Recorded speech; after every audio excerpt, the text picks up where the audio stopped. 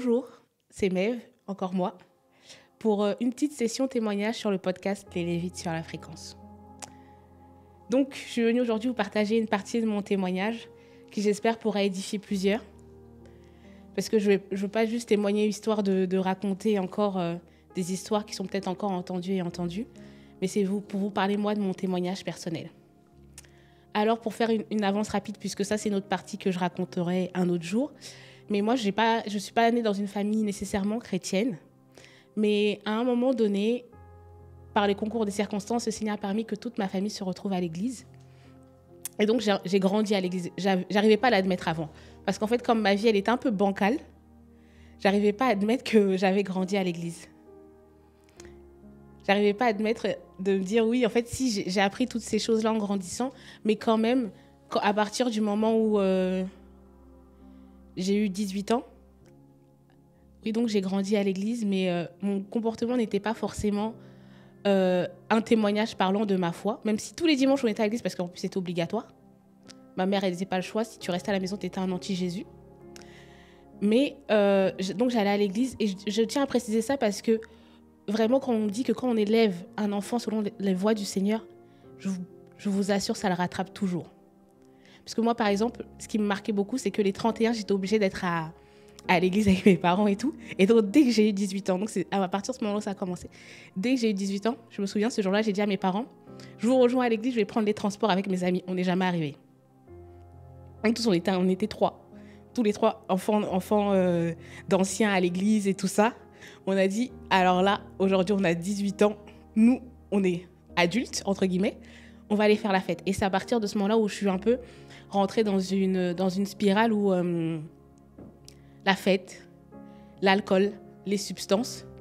Et c'était très étrange. C'était comme si j'avais besoin de ça pour me sentir vivante. J'avais un problème quand j'étais, on va dire, dans des temps normaux ou quoi. Je me sentais vide à l'intérieur. C'est après que je me suis rendu compte, c'était parce que je manquais de la vie de l'esprit. J'avais pas le Saint-Esprit en moi qui régénère et qui me donne la vie. Je me sentais vide. Donc j'aimais bien aller dans les extrêmes.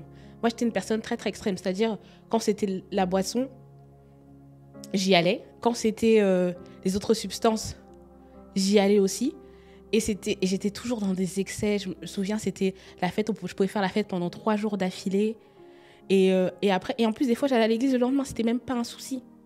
Dans l'impudicité, le lendemain, t'es à l'église. Et c'était un cercle un peu vicieux dans lequel je me retrouvais parce que pendant ces 1 heure ou ces 3 heures où j'étais sous emprise, et ben, j'avais l'impression de ressentir quelque chose parce que la plupart du temps, je ressentais absolument rien, que ce soit des émotions positives ou négatives. J'étais très, très neutre. Et ce qui s'est passé, c'est qu'à un moment, j'avais fait une fête pendant 3 jours avec des amis. Et vraiment, c'était la bringue de chez la bringue. On a fait 3 jours, c'était pour l'anniversaire d'une amie. Et le 3e jour, ma mère m'appelle parce qu'elle je lui avais promis, d'aller à la maison ce jour-là parce qu'il y avait des hommes de Dieu qui venaient manger à la maison.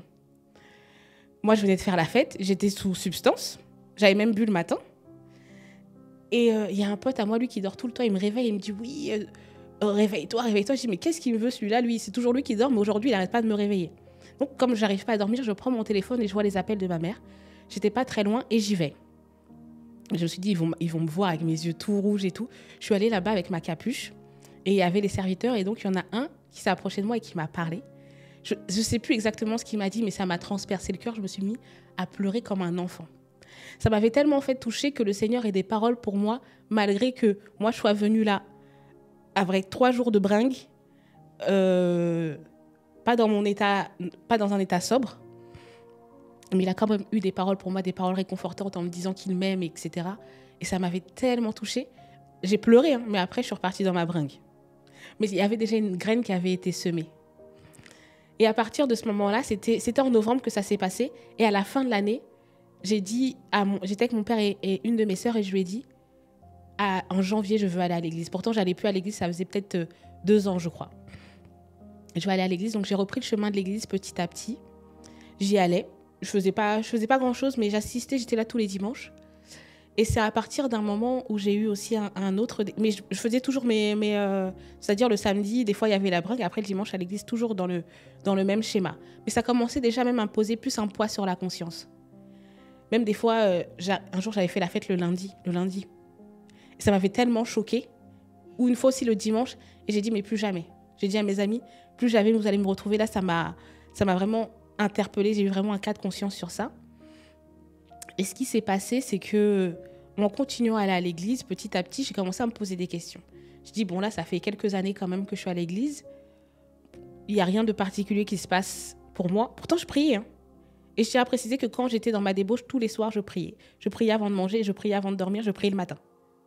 Parce qu'en fait, j'avais été élevée dans ça, donc c'était des automatismes qui étaient restés en moi. J'arrivais pas à dormir si je n'avais pas prié. Donc, Dieu fait grâce en toutes choses. Maintenant, donc j'allais à l'église, mais j'étais toujours dans un entre-deux. Un pied dehors, un pied dehors, comme on dit souvent. Et ce qui s'est passé, c'est qu'à un moment donné, j'ai commencé à me poser des questions. Je suis tombée sur une vidéo où il y avait des gens qui se présentaient devant Dieu et Dieu leur dit « Oui, mais qu'est-ce que tu as fait pour moi ?» Et là, j'ai commencé à me dire « Mais en fait, c'est vrai que je ne fais rien. Ah, moi, j'aimerais savoir ce que je dois faire pour le Seigneur. » J'ai posé cette question comme ça dans le vide. On a continué. Et je t'ai précisé qu'à ce moment-là aussi, je commençais déjà à chanter dans la chorale. Donc, il faut voir. Hein. La fille, samedi, elle était dans la fumette et dimanche, elle était à la chorale. Et pourtant, le Seigneur me disait mais d'arrêter, mais j'y arrivais absolument pas. Il y a même une fois, même par rapport à la musique du monde, il m'avait dit d'arrêter de danser sur la musique du monde. J'ai continué, je me suis blessée, je me suis ouvert le pied. J'ai toujours la cicatrice. Je vais pas vous la montrer pour pas vous choquer. J'ai toujours la cicatrice. Et le lendemain, je suis allée avec mon pied bandé aller chanter à la chorale. J'ai pas expliqué pourquoi je m'étais blessée, mais j'y suis allée quand même. Et donc, pour revenir à mon histoire, il y a eu ce temps-là où je me pensais, mais en fait, je fais quoi pour le Seigneur ? Je sais pas. Et le Seigneur, par un concours de circonstances, on allait commencer un groupe de jeunes à l'église. Moi, je voulais pas y aller, parce que j'étais un petit peu prétentieuse et je me suis dit, oui, on m'a pas invitée dans les formes et tout, j'ai appris ça comme ça, pourquoi je devrais y aller, etc.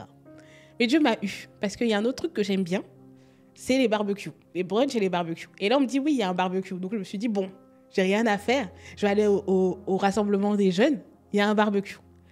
Spoiler, on n'a pas mangé le barbecue. On n'a pas mangé le barbecue. Mais par contre, ce jour-là, j'ai rencontré le Seigneur. Donc, c'était meilleur qu'un barbecue. J'ai rencontré ma vraie passion. Et ce qui s'est passé pour moi, quand j'ai eu ce déclic-là, ce qui s'est passé, tout ce que je cherchais à travers toutes les substances, etc., le fait de me sentir vivante, c'était la première fois que je me sentais autant vivante. Et pour tout vous dire, je peux dire ça comme ça, j'ai eu la meilleure défense de toute ma vie, c'était le Saint-Esprit. La meilleure. J'étais en train de planer. Je me suis dit, ah mais c'est ça que je cherchais, c'est la vie que je cherchais. Et c'était la vie en Christ que je cherchais.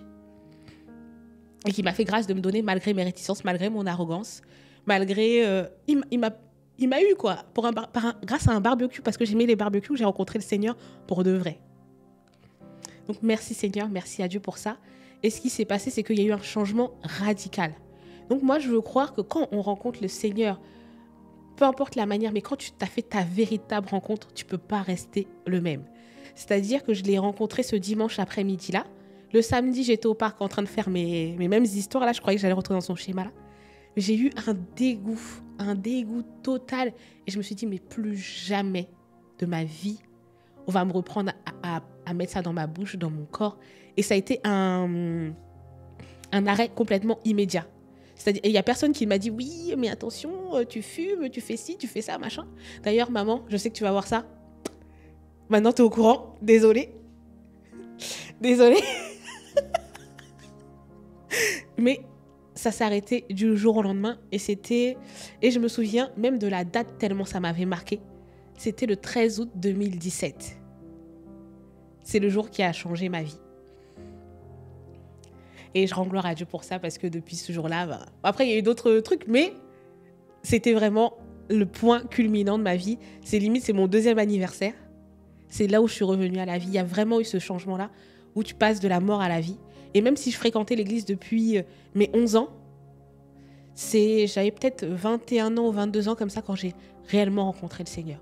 Donc, je veux te dire à toi, même qui est assis dans l'église et que tu te dis, oui, mais j'arrive pas forcément à me raccrocher. Essaye de te souvenir si tu as vraiment rencontré le Seigneur d'une manière qui va te faire dire, sans le Seigneur, je peux rien. Sans le Seigneur, c'est tout pour moi. C'est ma vie. Et que là, j'ai complètement changé, qu'il y a eu un avant et un après. Voilà, c'était tout pour moi.